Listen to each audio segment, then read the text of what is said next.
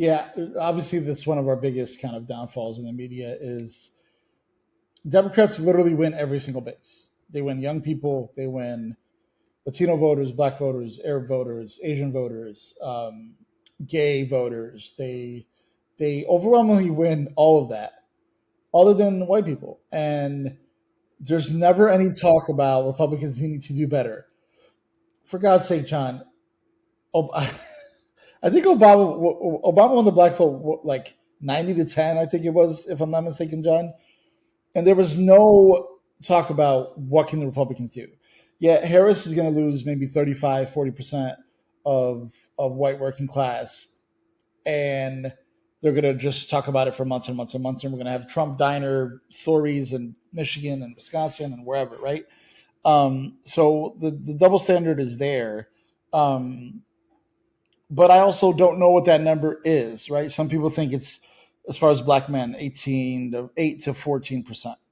That if she bleeds as much, she could bleed 14%, and she'll still be in good shape as long as she does good with, or good enough with the white working class. So think about it. If she bleeds more than 15%, that's still 85-15 that she wins a group of people, and yet they're basically gonna say that she's completely lost there, right? Um, I don't know. I can't answer why they vote that way, but I also know that Democrats. There's a big. Can I open this up to a bigger conversation, Don? There's a big push on social media now. Someone started it, and I think he regretted posting it, but he said if Kamala loses, the Democrats have to start to look within and figure out why they're losing young men at the rate that they're losing young men. And I replied a bunch of times, and I said the Democratic Party is overwhelmingly welcoming to everybody, right? Our only rule is you have to respect everybody else, whether you're gay, trans, black, white, Latino, woman, man, young, old.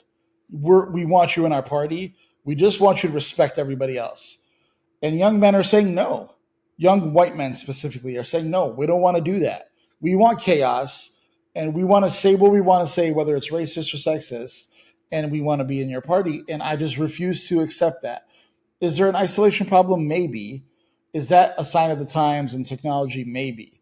But numbers show that that's not a young men thing. It goes across the board.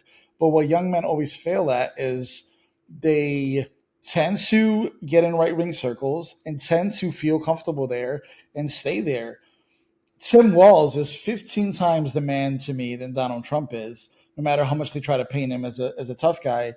And yet they call him the P word, or they call him soft or whatever. The football guy coach who served this country is soft, but the guy who bones spurs and is scared of birds and etc., who wants a diet coke every other day, um, is not soft, right? So the problem isn't with the Democratic Party. The problem is with the idea that we have to change to fit a racist, xenophobic, sexist party, when realize that young men have to grow up and mature enough to say, this other party is doing nothing for me. And maybe the Democratic Party, sorry, I'm throwing a word salad back at you, but the basis is the Democratic policies are good for everybody, not just women. And if you think that pro women policies are bad for you, that's something wrong with you, not the Democratic Party. Right. Yeah. I mean, that is the case. But now here's where now we're going to get back into the whole numbers game, right? But here's where, and blind spots. When I look at how in the past week the vice president was The View, Howard Stern, Fox News, and we haven't even really talked about the Brett Bear, Breakfast Club. There's still the underlying rumor of Rogan, although part of me wonders if it's going to happen. You even sent me something that makes me wonder if Rogan's going to happen. But that being said, while the right wants to go ahead and say, oh, that she's panicking, I think she's going ahead and she's being tough where he's not being tough. But, and this goes back to like the things, to numbers. Part of me wonders, is this also, no, we got to win. We know we're going to win, but we want to run up the score because you know how Trump is running around with his too big to rig. is she following a more of her own too big to rig? She doesn't want. I mean, she wants to get the blue wall, but if one within the blue wall, she wants to run up to score the blue wall, and then two, she would love to have some, the blue wall plus one of the other four swings night over, and you get a call out of Georgia or North Carolina before we get west of the Mississippi, cancel Christmas. It's one of those things. But God forbid Florida, John. Yeah. yeah, I'm not even saying Florida. I'm saying Georgia and North I know. Carolina. I'm just saying, like, If- because Florida's one of the first states to end up calling, and I mean, she's not going to win it. But if she does, then it's really over. Yeah.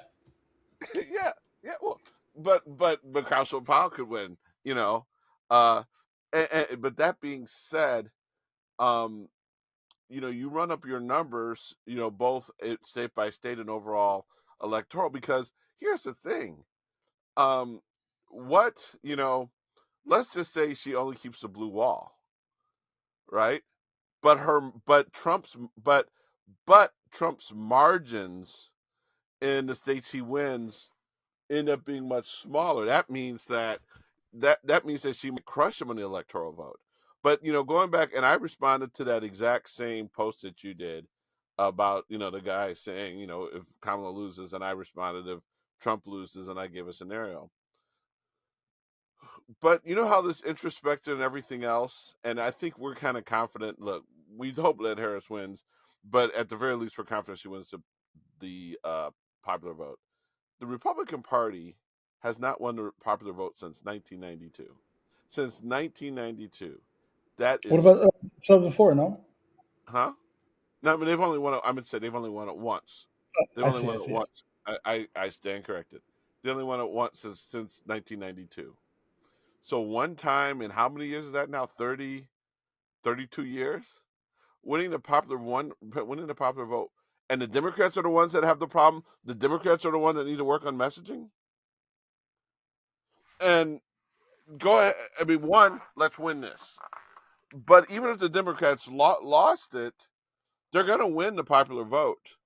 And I mean, isn't it even something where hasn't someone done the math where even with gerrymandering or due to gerrymandering, even though sometimes Republicans hold majorities, um, if you look at the number of people who even like the number of Democrats in Congress, I guess if you add up all the Democrats in Congress and all the Republicans in Congress, the Democratic vote totals trump the Republican vote totals, and that's obviously due to gerrymandering.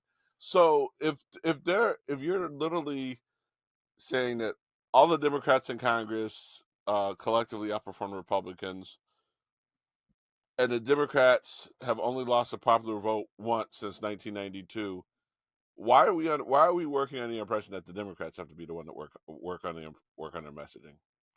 Are we really doing something wrong? Are we really doing something wrong if we've only lost a popular vote once in 32 years?